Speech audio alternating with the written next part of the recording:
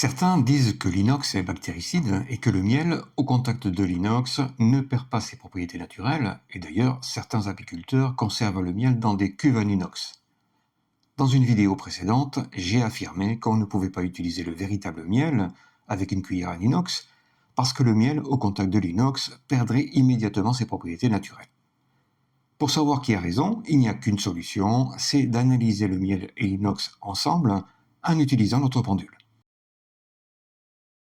Une onde se caractérise habituellement par sa fréquence, c'est-à-dire le nombre d'oscillations par seconde, qu'il ne faut surtout pas confondre avec la fréquence vibratoire, et elle se caractérise également par sa longueur et son amplitude. En radiesthésie moderne, l'amplitude d'une onde ne nous intéresse absolument pas, mais par contre, on va s'intéresser aux longueurs d'onde et surtout à une valeur que personne ne connaît, la hauteur d'onde qui est différente de l'amplitude. On sait que tout ce qui existe dans la nature émet une onde dont la hauteur correspond à l'une des 7 hauteurs d'onde existantes, et on sait également que chacune des 7 couleurs fondamentales a également l'une de ces 7 hauteurs d'onde. On peut donc très facilement classer tout et n'importe quoi en fonction des couleurs pour déterminer précisément la hauteur d'une onde. Voilà les 7 couleurs fondamentales alignées dans l'axe nord-sud et comme d'habitude avec le rouge au sud, on place les valeurs de hauteur d'onde correspondantes en centimètres juste pour s'en rappeler. On va analyser dans un premier temps la hauteur d'onde d'une cuillère en inox. On place la cuillère en inox sur la table et on lance le pendule au-dessus. Et il oscille en direction de la couleur indigo. On en déduit que la hauteur d'onde de la cuillère en inox est la même que celle de la couleur indigo, 68 cm. On va faire la même expérience, mais cette fois on va analyser la cuillère en inox et le miel en même temps. On place la cuillère avec le miel sur la table et on lance le pendule au-dessus. Et il oscille en direction de la couleur indigo. On en déduit que la hauteur d'onde de la cuillère en inox et du miel ensemble est la même que celle de la couleur indigo, 68 cm. Et ce qu'on en déduit surtout, c'est que la cuillère en inox, au contact du miel, ne va pas influencer la hauteur d'onde du miel, c'est déjà une première surprise, et même une victoire pour certains. Mais en radiesthésie moderne, on ne s'arrête jamais au premier résultat, on contrôle toujours les résultats, et après avoir calculé la hauteur d'une onde, il nous reste à calculer la longueur de cette onde. La longueur d'onde idéale de la santé, c'est 8 mètres. Et pour calculer notre propre longueur d'onde, il suffirait de lancer le pendule à une distance de 8 mètres de nous, et s'il effectue un mouvement, c'est le signe que notre longueur d'onde est bien de 8 mètres. Alors évidemment, ça nécessiterait que nous ayons le bras suffisamment long pour y arriver, ce qui n'est pas le cas, et c'est pour cette raison que Louis Turenne a inventé une merveille de technologie qu'on appelle la règle universelle des ondes.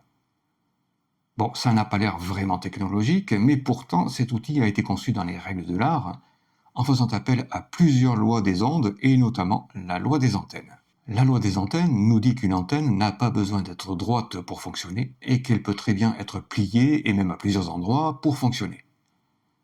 L'antenne, c'est la règle, et sur cette règle, on a le point de départ, le point 0, et en suivant la règle, depuis ce point jusqu'au point 8, il y a exactement 8 mètres. C'est précis au millimètre près.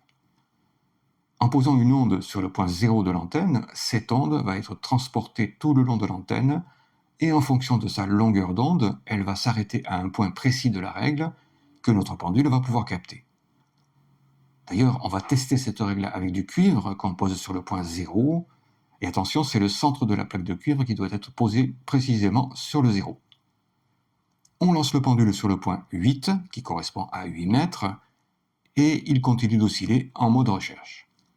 On en déduit que la longueur d'onde du cuivre n'est certainement pas de 8 mètres, et on continue de balancer le pendule tout le long de la règle jusqu'à trouver la bonne longueur.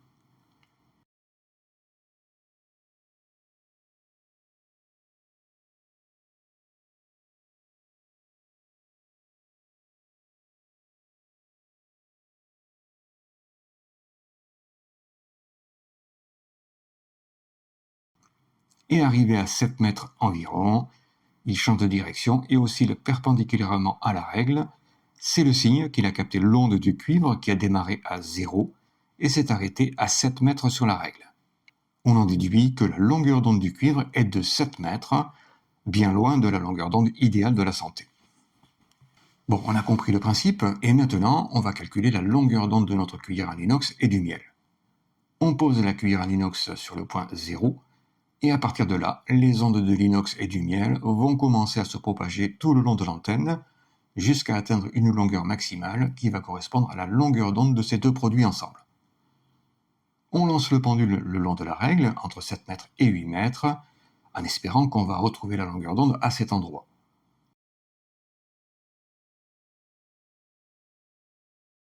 Et à 8 mètres exactement, le pendule change de direction et oscille perpendiculairement à la règle. C'est le signe que l'onde s'arrête à cet endroit précis. Et on en déduit que la cuillère en inox avec le miel a une longueur d'onde de 8 mètres, la longueur d'onde parfaite de la santé. En conclusion, la cuillère en inox et le miel ensemble ont une hauteur d'onde de 68 cm et une longueur d'onde de 8 mètres, et on peut en déduire logiquement que les ondes de la cuillère en inox ne vont absolument pas influencer les ondes du miel, et qu'on peut donc parfaitement manipuler le miel avec l'inox. Alors, autant le calcul des hauteurs d'onde est facile en radiesthésie, autant le calcul des longueurs d'onde est beaucoup plus complexe, parce qu'il demande une pratique et un entraînement quotidien avec cette règle. Alors, pas la peine d'essayer de la télécharger sur le site et de commencer à effectuer des recherches dessus, surtout si on est débutant. Et plutôt que d'utiliser la règle universelle des ondes, on aurait aussi bien pu utiliser les travaux des recherches de Louis Turenne et vérifier notamment le type d'onde que les éléments chimiques émettent naturellement et que Louis Turenne a déjà calculé pour nous il y a un siècle déjà. L'inox, on l'appelle également l'acier inoxydable, c'est un alliage à base de carbone et de fer, et pour le rendre brillant et lui éviter de rouiller, on lui ajoute également une couche de chrome. L'inox, c'est donc une combinaison de carbone, de fer et de chrome, et si on regarde les ondes que ces éléments chimiques émettent dans le tableau que Louis Turenne a élaboré, on s'aperçoit que le carbone, l'élément 6, émet une onde naturelle de 8 mètres. Le chrome, l'élément 24, émet une onde naturelle de 8 mètres, et le fer, l'élément 26, émet une onde naturelle qui varie de 7 mètres à 8 mètres. En conclusion, ces trois éléments combinés émettent donc une onde dont la longueur est de 8 mètres, la longueur d'onde parfaite de la santé, ce qui suffit pour affirmer qu'ils ne peuvent en aucun cas dégrader quoi que ce soit, et encore moins du miel. Pour savoir si un matériau peut altérer des aliments qui seraient néfastes à notre santé, à défaut de pouvoir utiliser la règle universelle des ondes, on peut tout simplement vérifier les informations sur les éléments chimiques qui constituent le matériau en question, et si ces éléments émettent bien une onde de 8 mètres, c'est tout simplement que ce matériau n'affectera jamais la qualité nutritionnelle des aliments.